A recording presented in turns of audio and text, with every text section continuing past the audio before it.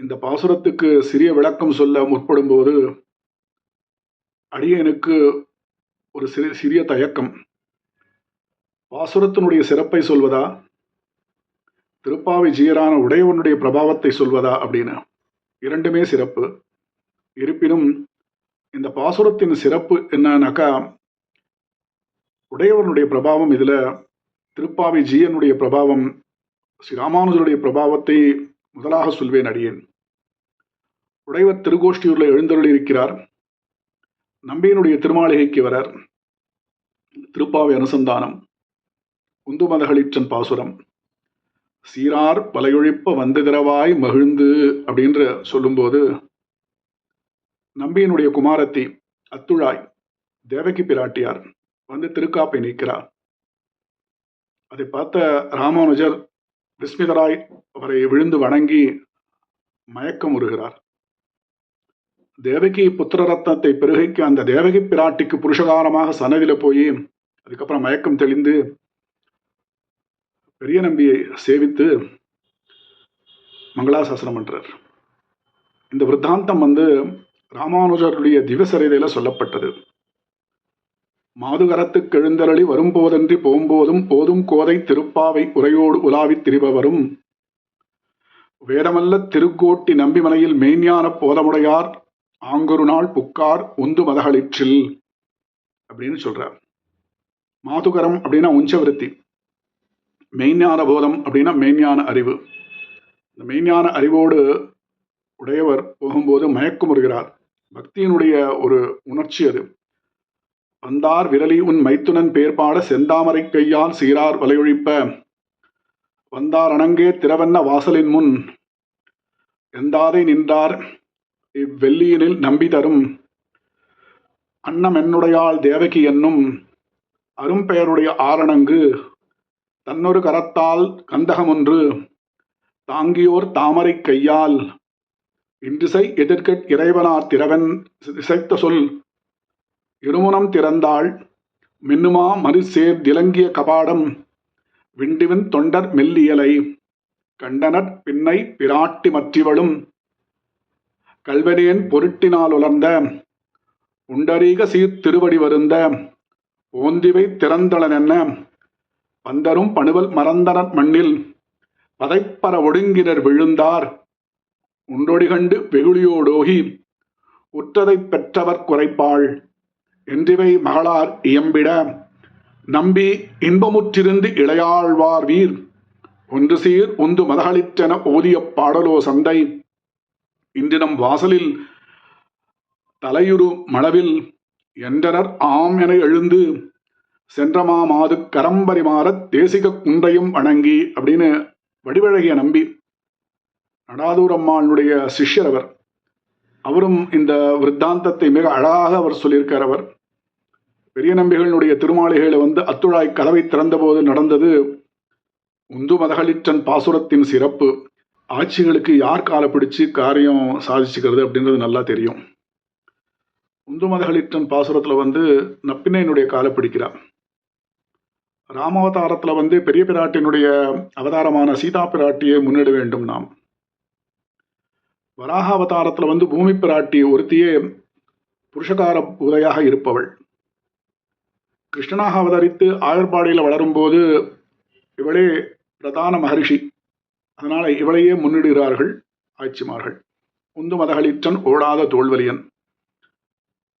சர்வேஸ்வரன் யானையாவே ஆழ்வார்கள் சொல்றார். தென்னானாய் வளவானாய் குடபாலனானாய் குணபால மதையானாய் அப்படின்றார் திருமங்கை ஆழ்வார். உந்து மதகளிற்றன் ஓடாத தோல்வலியன். நந்தகோபாலன் மருமகளே நப்பின்னை ஓடாத தோல்வலியன். கண்ணனானவன் தோளில் அணிந்த சந்தனமும் அழியாம மாலையும் வாடாம மல்லரை தகத்தெறிந்து ஒரு அநாசயமான ஒரு விஷயத்தை ரொம்ப செய்ததுக்கு காரணம் நந்தகோபாலனுடைய வயிற்றில் பிறந்ததால். நந்தகோபாலன் மருமகளே நப்பின்னை. நந்தகோபாலன் மருமகளே நப்பின்னைன்னு ஏன் சொன்ன வந்தவ? நப்பின்னையினுடைய தகப்பனார் கும்பர். கும்பர் மகளேன்னு கூப்பிட்டுருக்கலாமே அப்படின்னாக்கா, நப்பின்னைக்கு நந்தகோபர்கிட்ட அதிக அபிமானம் உண்டு. அவருடைய சம்பந்தத்தை வச்சு கூப்பிடுறா வந்தவா. கும்பர் மகளே அப்படின்னு கூப்பிட்டா ஏன்னு கூட கேட்க மாட்டான். ஸ்னூஷா தசரத யாகம் அப்படின்னு சீதா பிராட்டி சொல்றான். நான் தசரதனுடைய மருமகள். அவருடைய சம்பந்தத்தை கொண்டே சொல்லிக் கொண்டாள். பெரிய பிராட்டியும் எம்பெருமானுடைய மார்பை அடைந்த பிறகு தன்னுடைய பிறந்த இடமான இடத்தை தாமரை நெஞ்சாலும் நினையாள். சீதா பிராட்டியும் ராமகிரகத்துக்கு வந்த பிறகு ஜனகருடைய அரண்மனையை மிதித்தாள் அப்படின்றது 7 காண்டங்களில் ராமாயணத்தில் இல்லை. அந்த மாதிரியே இந்த நப்பிண்ணையும் கண்ணனை அடைந்த பிறகு கும்பரை மனத்தாலும் நினைக்காமல் இருப்பது நந்தகோபாலரை முன்னிட்டு இவர்கள் கூப்பிடுவதிலிருந்து தெரிகிறது. நப்பின்னாய், கந்தம் கமழும் குழலி, வாயை தர காட்டி கூட உன்னுடைய குழலினுடைய வாசனை உன்னை காட்டி கொடுத்துருது அப்படிங்கிறாவா. குழலி கடைதிரவாய், இது தனியாக அனுபவிக்கும் விஷயம் இல்லை, எல்லோரோடு சேர்ந்து அனுபவிக்க வேண்டும். உற்றன் திருவுள்ளம் இடர்கொடுந்தோறும் நாங்கள் வியக்க இன்புறுவதும் அப்படின்னு அடியார்கள் குழாங்களை உடன் கூடுவதென்றுகளோ அப்படின்னு ஆழ்வார்கள் சொன்ன மாதிரி கூடியிருந்து அனுபவிக்க வேண்டும். தனியாக அனுபவிப்பது தவறு. கோழி அழைத்தனகான், கோழி கூப்பிட்ட பிறகாவது எழுந்துக்க வேண்டாமா? பல்கால் குயிலினங்கள் கூவினகான், மாதவி பந்தல் மேல் பல்கால் குயிலினங்கள் கூவினகான் அப்படின்னு சொல்றார். கூவி எடுத்து எழுந்துரு. பந்தார் விரலி, பதில் சொல்லிக்கொண்டு கிடப்பது நீ குற்றமற்றவள் அப்படின்னு.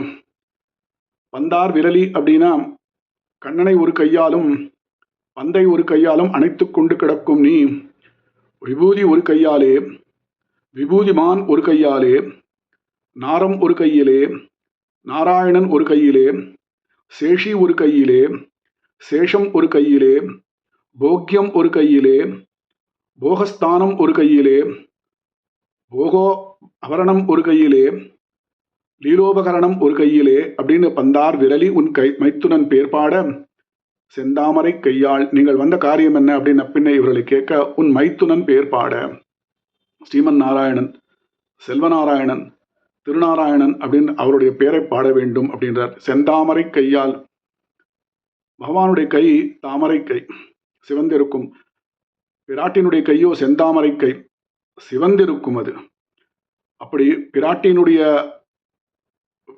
ஒரு ஏற்றம் என்ன அப்படின்னா, பகவானுக்கு ஒரு ஈஸ்வர சுவாதந்திரியம் இருக்கு.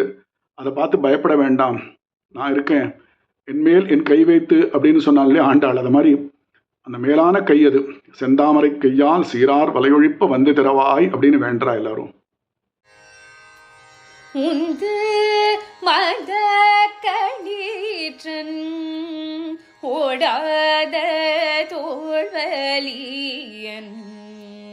உந்து மத கணீற்றன் ஓடாத தோல்வலியன், நந்த கோபாலன்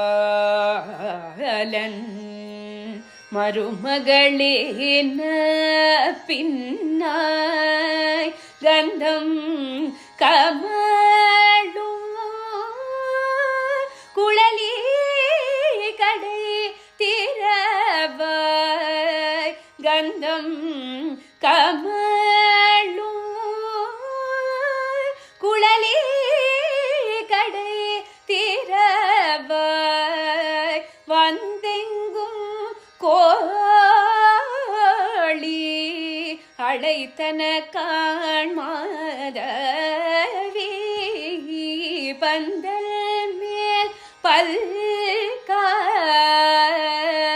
குயிலினங்கள் கூடின காண், பந்தார் விரலி உன் மைத்துனன் பேர் பாட செந்தாமரை கையால் சீரார் வளை ஒலிப்ப, செந்தா